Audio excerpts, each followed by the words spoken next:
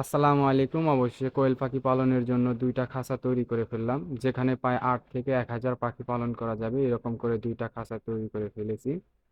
এই হইতেছে খাঁচার ভিতরের সাইড, যেখানে আর কি পাখি পালন করব, আর এইটা হইতেছে বড় খাঁচা। দুইটা খাঁচা তৈরি করছি, কিন্তু একটি একটি খাঁচা একটু বড় করে তৈরি করা হয়েছে, যেখানে কোয়েল পাখির পাশাপাশি যেন মুরগিও পালন করা যায় এরকম করে। আর এইটা একটু ছোট করে বানানো হয়েছে। আর এই পাশে হালকা একটু জায়গা রাখা হয়েছে, কারণ এখান দিয়ে লড়াচড়া করার জন্য, এবং এখানে জানি আহ, পাখির খাবার রাখা যায় এরকম করে এখানে একটু জায়গা রাখা হয়েছে। মাঝখানে একটু অল্প জায়গা আছে লড়াচড়া করার জন্য। 4 ইঞ্চি ডাউন করে দেওয়া হয়েছে, কারণ ডিম যদি ওইখানে পারে জানি সম্পূর্ণ ডিমটা এইখানে চলে আসে, এইখানে চলে আসে। এবং ছোট খাঁচাটা বানাইতে আর কি মেজারমেন্ট হইতেছে, মাপ দিছি আমরা এখান থেকে মাঝখানে আর কি জায়গা হইতেছে 4 ইঞ্চি, যেখানে আর কি মল ত্যাগ করলে জানি নিচে মলটা আমরা বাই করতে পারি, এরকম করে 4 ইঞ্চি ফাঁক রাখা হয়েছে।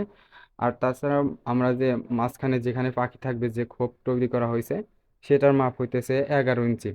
আর এইটা এইটা একটু বড় করে তৈরি করা হয়েছে, এই পাশেরটা।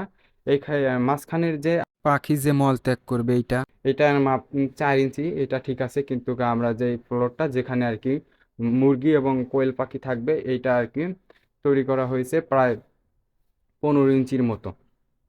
আর এইটা হইতেছে ডিমের ডিমের জন্য। এইখানে এখনো কাজ বাকি কি কি আছে, শুধু এখানে পাইপ লাগানোর জন্য, যেখানে আর কি কোয়েল পাখি এবং মুরগি খাবার দিব, সেইটার আর কি বাদ আছে। এবং এবং এই যে এই মাঝখানে এই যে খাঁচার যেখান দিকে আর কি খাবে, এখানে ফাঁকা একটু ছোট আছে।